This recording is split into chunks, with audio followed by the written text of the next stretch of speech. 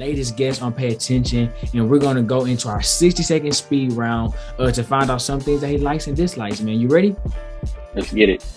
Okay, but it's going to start after I read this first question, man. What is your favorite color? Red. Okay, what's your favorite artist, music? J. Cole. Okay, are you CrossFit or boxing? Boxing. Okay, if a plane picked you up tonight, where would it land tomorrow?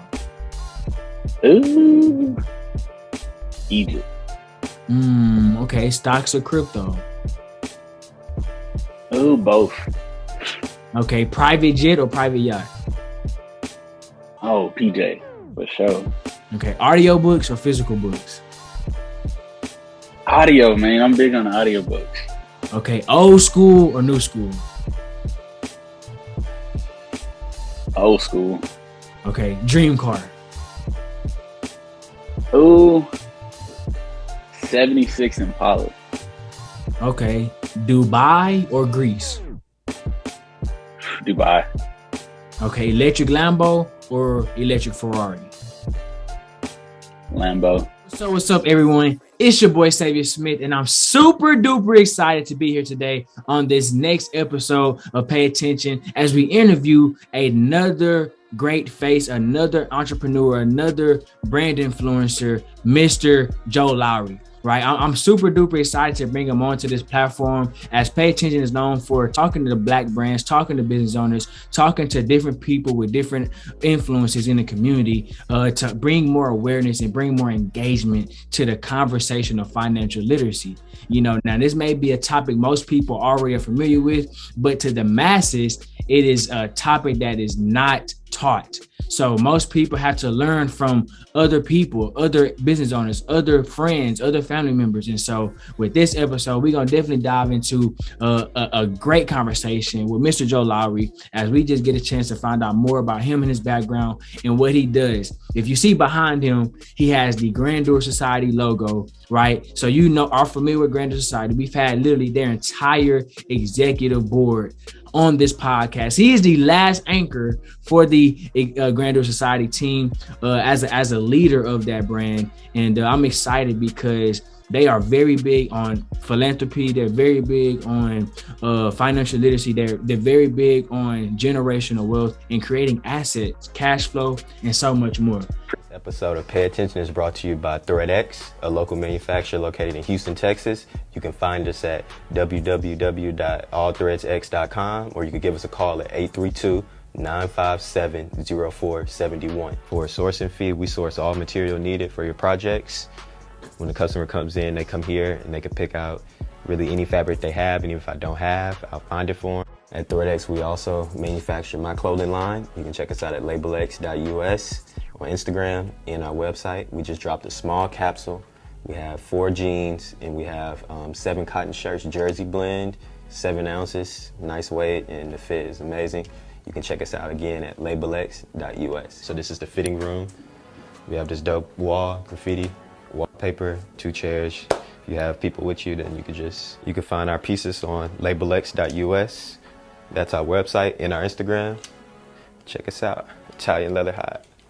We thread the future here at ThreadX. Anything is possible. We have no minimum order quantity, and we're here to make your dreams turn to reality. ThreadX on Pay Attention.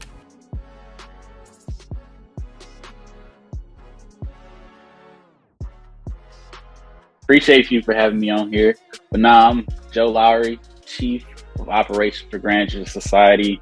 I'm active duty military. I'm currently in physician's assistant school. And yeah, man, like that's really it with me. Like, bought 2 houses right when I got back. Really started teaching people about credit, really got locked in on everything. And shoot, now we here and just gonna keep growing. Lit. Okay, man. Well, I'm excited because behind the camera, man, I've been around you a few times at a few of your events. got a chance to hang out with you and the team, man. I always have fun, but it's gonna be a great chance for me personally to get a chance to learn more about you, man. You know what I'm saying? Where you're from, your upbringing, and just a little bit more about how you think, man.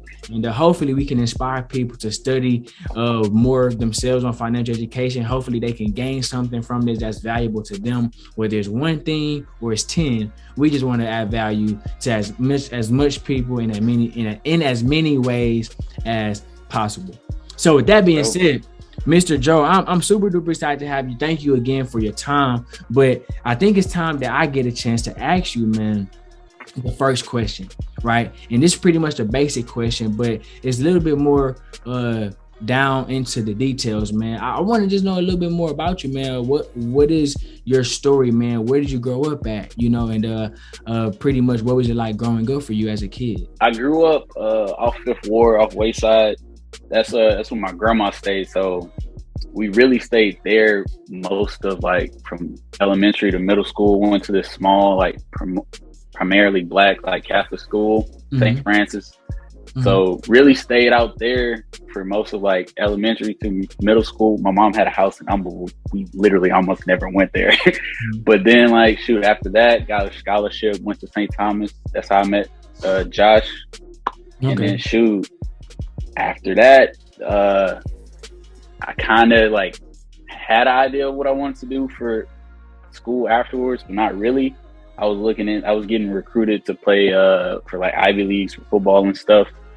And one of the coaches from West Point came out to St. Thomas to look at one of my teammates, and they were like, "Oh, I need to look at him too." So kind of got into thinking about going to West Point. Heard about all of it. Ended up going on a visit with my mom, and after that, like I was kind of sold on it because it wasn't even just like the school itself. It was more so like the people. I'm really influenced by my parents and like my upbringing and everything. So like my dad's, I always tell people like my dad's a hustler. He's always just been a hustler, and he has his own car shop. He's done stuff with Chameleonaire. So like the red and white car from the Riding Dirty video, it's my dad's car. Like it's at my uncle's house right now. Wow. And like we just went a few months ago, we went to Rick Ross car show to unveil the trike he's building for him. So like he's always had that, just like that hustle in him. Like it don't matter what it is. Like he got two 18-wheelers that he gets money off of. He gets money from like one of his homies opened up Area 29, and basically my dad's name is on it because his credit's good. So he get a check from that every month. And then he sells English Bulldogs and French Bulldogs. So whatever it is, and it's crazy because I never really realized that until like I start looking at stuff, till I start paying attention, did I really start to value and understand that. And then on the flip side, my mom is a teacher. So like it kind of is crazy. Like I think of it now, like I'm basically the perfect mix of my parents, like hustler and a teacher. So like I think that really, now that I look at it, that really shaped me to who I am right now. That's lit. Okay, so just growing up, your dad was the hustler, the entrepreneur, and your mom was that balance of at-home life. So you was able to kind of take from both to create the mindset, skill sets, everything that makes you who you are today.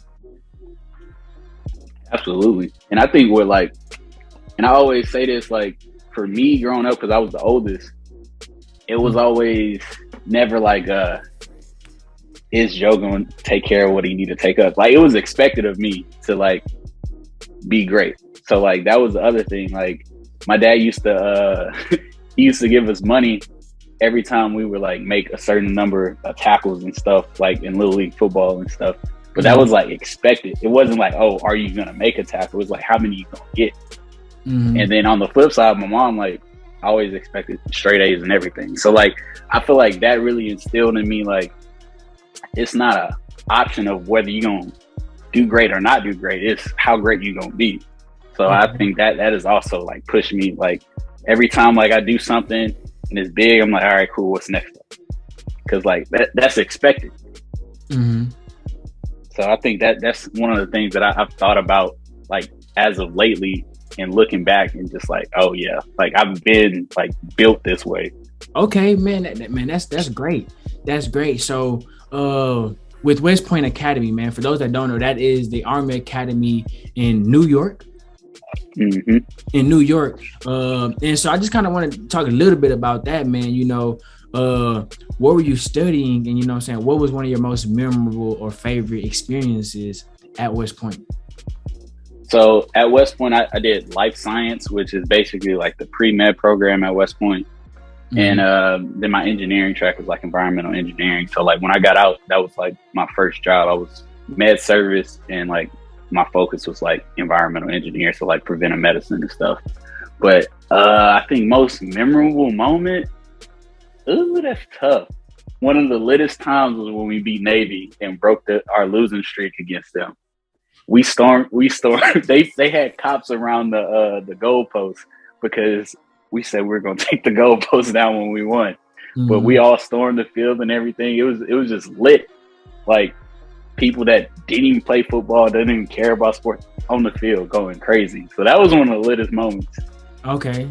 Lit. Okay. And so most people may have, and this is something that I've thought about, you know, I always thought, you know what I'm saying, about service life, you know, and if it was meant for me, you know. So for the people that don't know, you know what I'm saying, that may be thinking about taking that service and serving their country, man, what would you say to them for making that decision, man? What do you think will come with that? And what do you think will be? I always like tell people the military is a good option for people, because a lot of people like the biggest thing I'll say about the military is get information on it. Like get as much information on what the military can provide for you before you say, oh, I'm going to do this.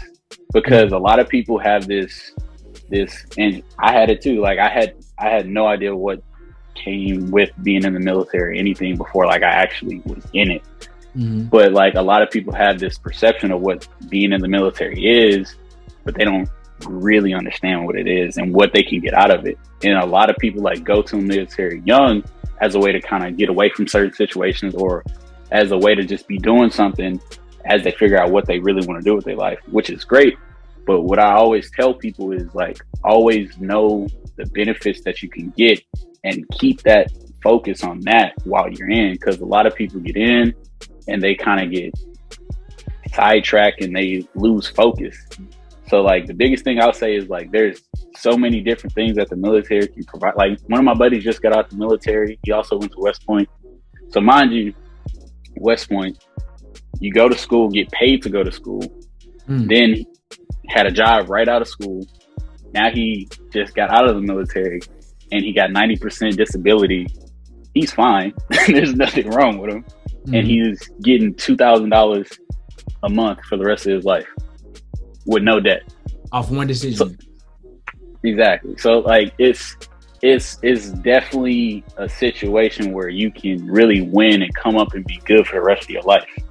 So like, yeah, if you're really like willing to make, because it comes with sacrifices, like obviously, like with anything that's worth anything, is you don't have to sacrifice something. So if you know what you're gonna get out of it and you're willing to make the sacrifice for it, I think you should do it. Especially like with young people that really don't know what they want to do yet. It's a perfect opportunity to like, one, learn some discipline, two, like just meet a bunch of, because the network with the military is insane. Network with West Point is insane. But like, if you can really go into it focused, and make you just a really just more well-rounded, doper person. And don't even let me start talking about the VA loan, because shoot, VA loan 0% down. Like you can go buy a house 0% down. Like you can't beat that. Like, wow. Like I bought my first house in Killeen with the VA loan. I was leaving to come here for school, and I knew that, and that made me be able to get another house the same year with my VA loan. Wow. So like, if you know what you're doing, like it's cheat codes. Right. So yeah, man. Like if you really want to challenge yourself, and really certain people, it's not even a challenge because it's really not that hard. But like if you want to actually be a part of something bigger than yourself and really like get something from the military, just stay focused on that and then go crazy. Yeah. Okay, lit, man. Well, I'm glad you said that, man. But let's switch gears to civilian life. Life after West Point. Currently, are you still under the Army umbrella, or are you just in more so like the reserve, I think, or are you just going to school to pick up more degrees for education? So how it works is, so the program I'm under is IPAP. It's like the inner something, but it's like all the branches of the military. So like Army, Air Force, Navy, I think Coast Guard too. But like everybody, we all come together and go to PA school together, and it's all through the Army. So I'm active duty still. So I'm still getting active duty pay and everything. I'm getting paid to go to school again. So I'll be finished in 2024. And then once I come out, I'll just be a PA in the Army. Oh, wow. Okay. That's lit. Yeah, so I won't be able to, so the only, like, the catch-all is, like, Army gonna give you stuff for free and pay you to do it, but they gonna want their time back. So I'll be in the military at least until 2030 because of this. Right. But it's an investment in a sense, Oh, yeah. Okay. Lit. Yeah. So, like, I could have done the same thing. Like I could get out next year and then go to PA school. But you got to think about it. If I do that, then I got to have a job to pay for PA school while I'm in PA school. So now I got to have a job and I have to be worrying about studying and stuff. And then I'm gonna have debt at the end of it versus I'm getting paid to go study and all I have to do is go work afterwards when I'm done with no debt. Wow. It's a no-brainer to me. Yeah. I've met people from all over the country, from other countries. Like I have a girl in my PA class. She's from Germany, I think. So like you really just meet so many different people from like every different walk of life, and you're gonna learn something from them people. Like when I was in Europe, that's when I really start learning about credit. That's when I really started learning about stocks and stuff. That's when all the AMC and stuff was going on, and like I hit big on that, but just from talking to my soldiers and my NCOs. So like, the military is a great place if you got your head on right to really just pick the brains of the people that have been just through different stuff that you haven't been through, and really just in different places. Okay, so not easy, but it's a simple blueprint. Oh yeah. Okay. Nothing in life that's easy is really worth it. We talk just more so about you, man. What are some of your hobbies, outside of work that you like to do to practice to either help you grow physically, mentally, spiritually, emotionally, financially? What are some of the hobbies you like to dive into that just help you stay focused, stay creative, just stay busy? Bro, it's crazy because like I've really been looking at my hobbies differently as of late, just because like when I'm studying all the time, like I don't want to do something that's just not going to be adding value at the same time, like when I'm taking a break. So like sometimes I'll just read part of a book or something, or like I'll just call somebody and just like have a higher level conversation with them. And I don't know, like when I want to chill, I still want to be productive. So like if you look at my Instagram, it's all like motivational stuff or like just different level thinking stuff. So like that's really my hobby at this point. And I started getting into poetry a little bit. One of my classmates, she's like real good at poetry. So we started going to her open mics on Wednesday. I did 2 of them myself. I've been writing stuff just to kind of, I don't know, because everybody has that like analytical mind, and then also that creative mind. And a lot of people think like as we get older, we lose touch of that creativity side of things. So I like to try to flex that sometimes. So like, yeah, poetry, reading, motivational videos, be in the gym. Shoot, I was doing yoga for a bit. I meditate a little bit. Okay. So, yeah, I like to mix it up a little bit. Yeah, like to keep it new so you don't get bored, in a sense. Yeah. Okay, lit, man. Well, I'm okay. That's cool, man. That's great. So, with that, what I'm saying, do you consider, for you personally, the study of financial literacy? You mentioned how you were in Europe, and that got you interested in learning about credit, using credit, and building credit. You know what I'm saying, and even just educating yourself. Do you consider financial literacy a hobby of yours when it comes to like studying, doing research, talking to a grandeur society about things that could help the community or even grow the brand?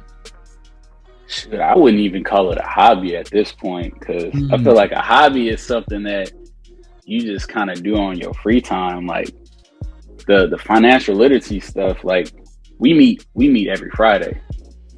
So like it's scheduled, so it's not like a hobby, and we're working to make it more of even less like a hobby. Like it like we like to say, like the time you put in for somebody else, so like the time you put in going to work, you need to have that same energy when it comes to something that's going to better you. So like you got to work for yourself as hard as you working for somebody else. So the same feeling you have, like, oh damn, I'm about to be late for work, you should have that same feeling when like, oh, I'm about to be slacking on doing this research on credit, or working on this next play, or even like going to the gym. You should have that same feeling when it comes to something bettering yourself. We spend so much time in life making other people money, bettering other people, but we don't put that focus in ourselves. Wow. So like that's why I don't even want to say like it's a hobby, because like a lifestyle, really. Like I think a lot about like self-conscious, like whatever you feed your self-conscious, that's what's gonna come. So what I think is a quote, like you got two wolves inside of you, a good one and a bad one, and then like which one's gonna thrive? The one you feed. So I don't even like to feed that, like, oh, it's a hobby. I don't like to even feed that mindset. Like it has to be work, and not even work in a bad connotation, but like putting in work to better yourself. So like, nah, it's not a hobby. Okay. Can't be a hobby. Okay. And with that being said, we see the employer money gear on, Got to. Let's talk about Grandeur Society before we shift gears completely to the brand. What do you like about your team? What do you like about your vision? What do you like about Grandeur Society, especially as a key player, key role as chief of operations? What is one thing that people should, if they don't know about Grandeur Society, what's one thing that they should know about Grandeur Society? Man, I think if there's one thing that everyone should know, if they don't already know, is like, we just gonna put out good energy. Like, I feel like anybody that's been around us, they know it already. Like, we just gonna put out good energy. It's always gonna be good vibes, and it's always about building other people up. And that's what I love about like my team. Like that's all we focus on. Like it's just building other people, building a grander society, like a greater society. The people around us, we want to make them greater, build them up. Because I think Nipsey said this. He said people like view life as what you can get out of life, but that's not what it's about. It's about what you need to empty your bucket. You need to leave everything out there, so you got to pour into other people. And that's what Grandeur Society is. It's pouring into each other. So like my team is amazing. No, like we are, bro. Like it's crazy because we always talk about like how we came to be. Because like I was one of the last ones to like really kind of be incorporated. Oh, wow. Because shoot, like I knew Jeff kind of from West Point. I kind of knew Pat because Pat's cousin with my homie Andre I went to high school with. Okay. Didn't know Justice at all, and I knew Josh from high school. Like knew Josh, so we and I don't know if everybody's talked about it, but we started like just throwing parties and stuff, and they had already been doing this before me. Right, the legendary, yeah. New Year's Eve used to go crazy, bruh. And that's just one of them. Right. So Josh just started invited me to like game nights and stuff. Pulled up to one of the game nights. I was just as to tell you, I was always early as hell because I mean that's just how I am. I'm just always early. I'll always be early. Come with the big thing of Apple Crown that used to be my drink. And apparently I just put out good energy that resonated with everybody, and just threw me in a group message like the next week, and it's been history ever since then. Okay, lit. Okay, man, that's a bit. So that's lit. So let's change gears to talk more about the brand now. I'm glad you gave us a little bit about yourself, your upbringing, you know what I'm saying, what you do, your history as to build into who you are today, you know, and balancing active duty and entrepreneur may be a challenge, but I'm excited to talk more about the brand Grandeur Society, whose slogan is employ the money. As we talk more about Grandeur Society, and I just want to kind of get your take on financial literacy. You know, why is financial literacy important to you, and how is that influence your decision making just as a young adult growing into, you know what I'm saying, as a young man, you know what I'm saying, growing into a man every day? How does that influence your decision making? Man, it really just puts everything in perspective, because like once you start looking into like how everything works, like as a whole, you start to realize how much you didn't know. And like as you realize, like, well, damn, why was I not taught this earlier on? Or like and I think one of the big things for me was like, well, shit, why didn't my family teach me this? And it's a lot of times it's because in our families, like, they don't know that stuff. So like the biggest thing for me is like changing the narrative. So changing that generational like history. Like I forgot who said it. It's one of the motivational speakers, but they talk about like I'm gonna be the one to change my family's future. Like, and I truly believe that.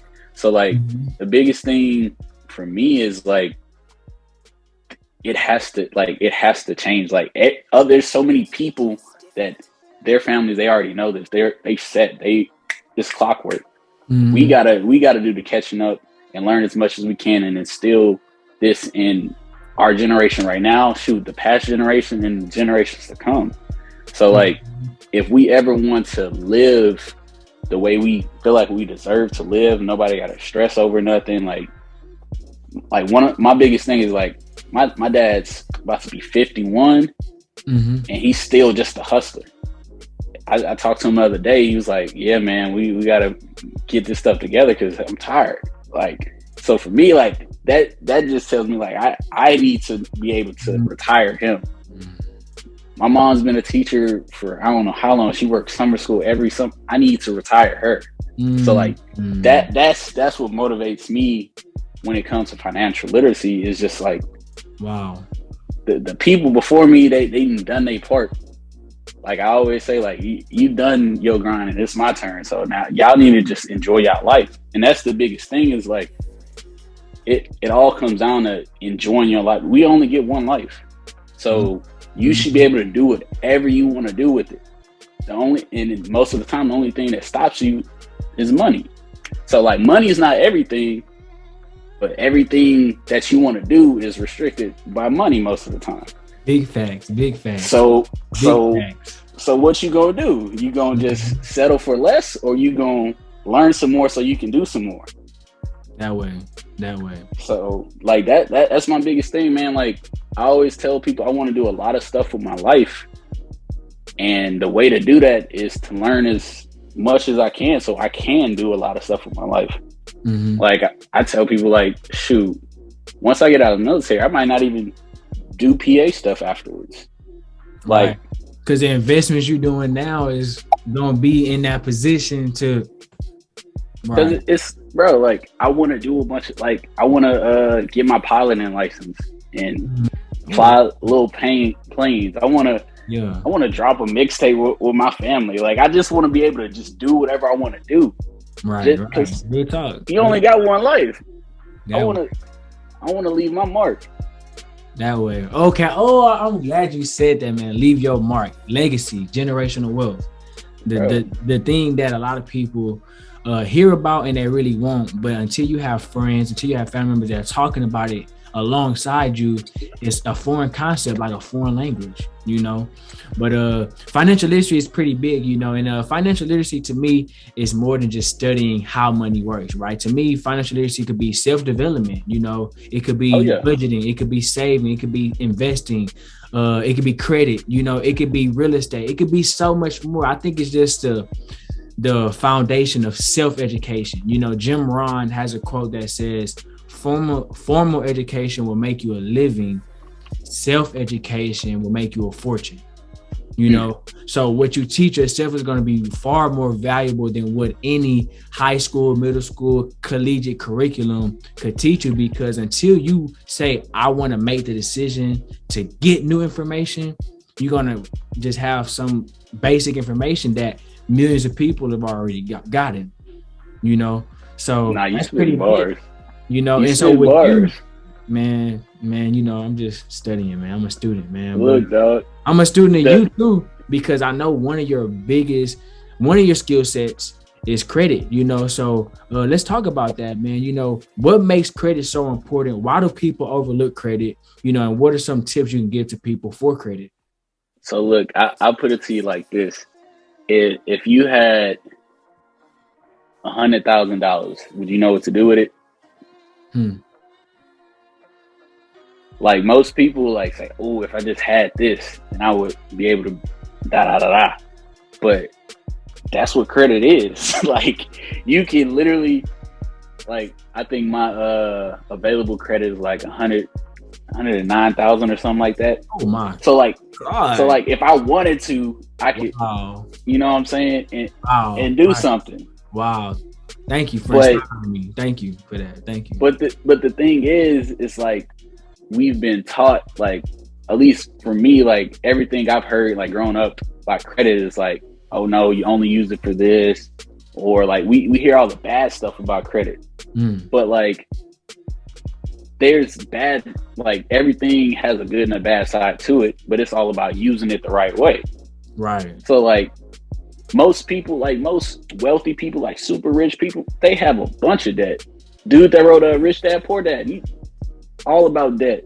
Because you're using other people's money to make you money. It's how do you use the tool? If you ain't using it right, then yeah, it ain't gonna work out for you. But if I'm using other people's money to go get this asset that's gonna bring me cash flow, and then I can just pay that little bit of interest or whatever as I go, and I still got money coming in, it's a no-brainer. I think one of the things he said is why is debt not taxed? Because debt creates money. Debt creates wealth. Oh wow. Oh wow. Why is debt not taxed? That's why. It's because it creates the cycle of money. Think about everything that requires businesses. They take out loans to start up, and then they hire people. Now you got more money circulating, and then the banks getting they in. But the goal is to be your own bank. When you start making and have a family bank, when you get to that position, that's when we really talking about generational wealth, because now we gotta go through no loopholes or anything. We can take that loan from the family. You can take that loan from yourself, and then run the play and then pay yourself back. That's the goal. But I always tell people, with credit, it's really not complicated. And I had good credit just off the strength of my mom, really. Starting off, because my mom had me as an authorized user on her credit card since I was in high school. Oh, wow.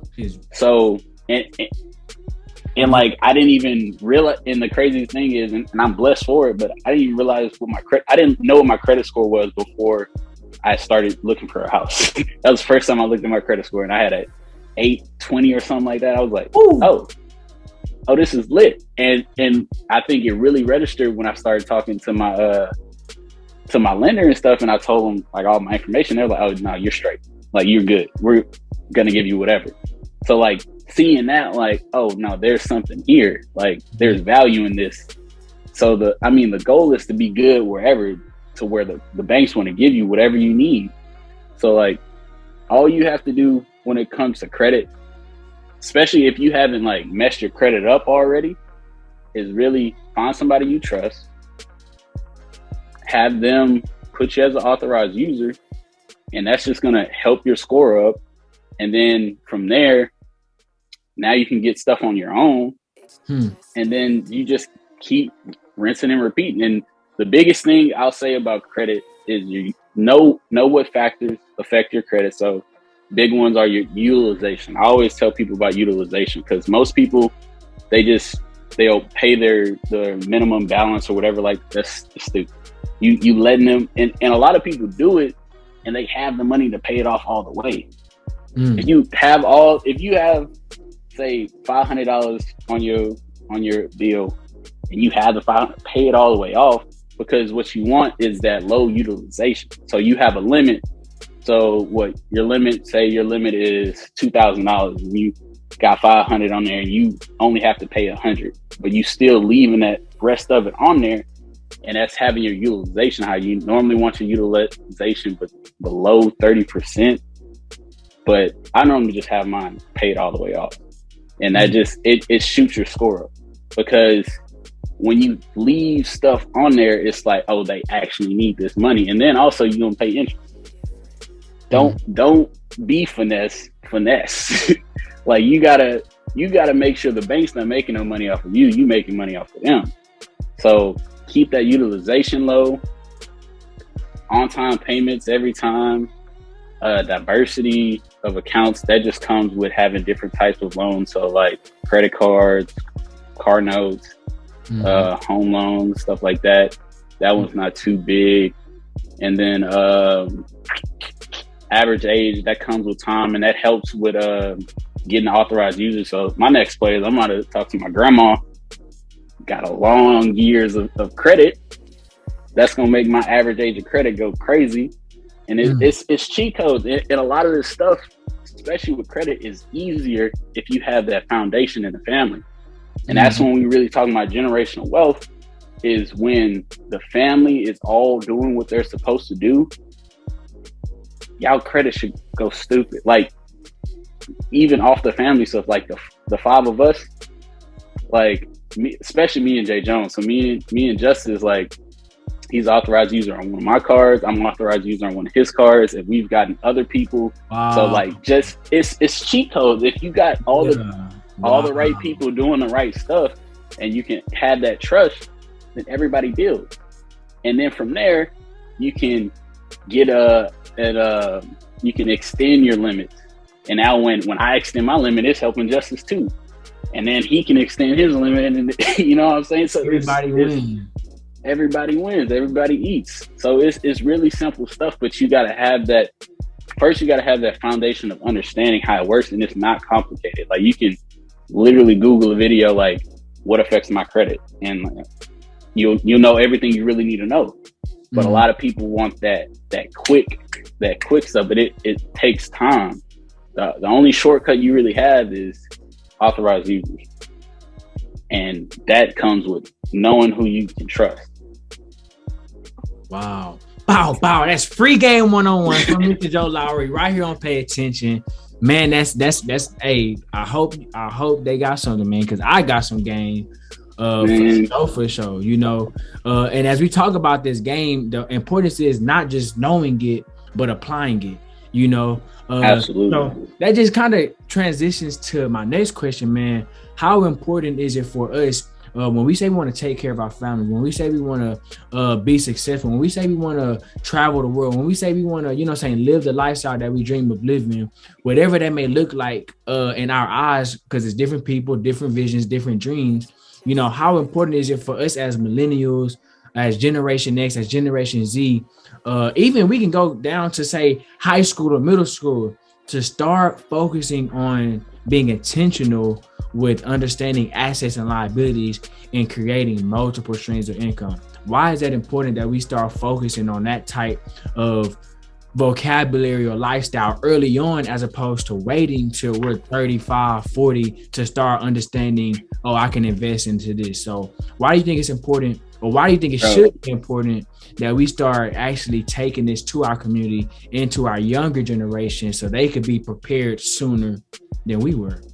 And it's crazy because I was gonna say this earlier, but that's why it's important for like stuff like the stuff that you're doing, the stuff that we're doing. That's why that stuff is important, because you really never know what's on other people's mind until you have the conversation.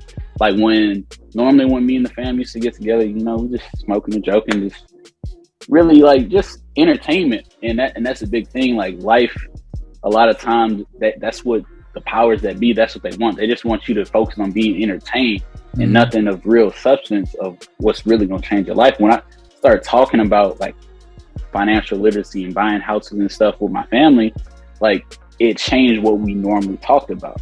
Wow. It changed. And it was like 2 Thanksgivings ago, we had a conversation. We were just talking about everything. And I learned like my grandma got $1 million in stocks. And I'm like, okay, well, we need to talk about this. So like, you never really know. And that's one of like the big things for me is like, I like talking to the older generation and just talking about money and stuff and see how they view it. And then I add what I've learned and how I view stuff. And there's always added on both sides. But like back to your main point, like it's so important to start early, because like, bro, I talk to the guys about this so much. Like, if my head was where it is right now, back when I was at West Point, life would be different, dog. So look, I'm gonna just say two things. So one, like when we're at West Point, we get a career starter loan. What it's like, I think it's like $30,000. Wow. And the interest rate is like 0.07 or something like that. Very small. So, I mean, I ain't just mess over all that money. I put it into a Roth IRA, which that's also what kind of helped me get this house. So It was cool. But I also, at the same time, I was, this was before Bitcoin and like blew up. We bought fake IDs, and to buy the fake IDs, you have to buy it through Bitcoin. Wow. So I was like, oh, I'm gonna do it. It's because I was born in 96. Everybody else was born in 95. Right. So I was like, oh, I'm the one they really wanted. So I was like, oh, let me do it. And I just had like, I think we bought like 2 Bitcoins for like $200 or something like that.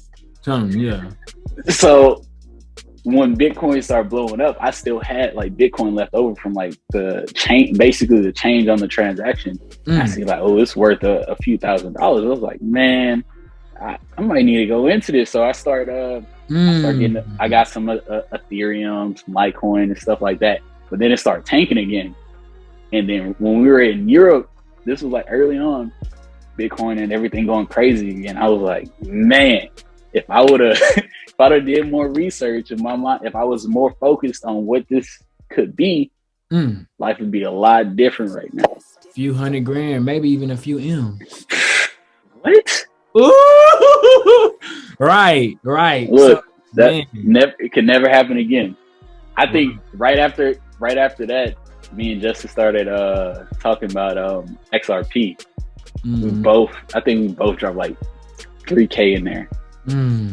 So that was my not letting the Bitcoin situation happen again. So we gonna see. But nah, bro, like the earlier you start focusing on what I won't even say what really matters, but what's really gonna help you focus on what really matters, the better.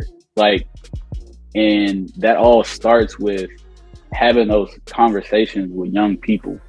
So like, one of my biggest like motivations is my younger cousin Johnny. He should be graduating from UT this year or next year. Okay. But like, he's been shout out to Johnny, man. Indeed. He's been big on just financial literacy and just very vocal about it. He's in a group message, the family group message, talking about it too. So like, seeing like the ones coming after me, like, get motivated off of that. And like, shoot, my sister sends me houses like every other day talking about getting a duplex stuff. So that like, bro, that pumps me up, because like, but before the guys, like, I didn't talk about that with anybody. Like there was nobody like talking to me about that. So like it's dope for me to be that for other people. Yeah. So, and if we can just continue to be that for everybody around us, then everybody can win. It's simple. Right, man. That's lit. Okay, man. To wrap it all off, man, I always ask this question last because it's very important that people get a chance to see what people are aiming for. You know, so what are some personal goals of yours, or what are some Grandeur Society goals that you have for the end of 2022? Ooh, end of 2022. On the personal side, I just want to finish the semester off strong, finish with a 90 average overall, be conservative. Yes, sir. And then still on the personal side, really get my dad's business side of stuff really solid and started working towards like a end product and what that's gonna look like. Okay. And then I guess grandeur. I don't know how much I can give out. Man, you and Jeff do the same thing to me, bro.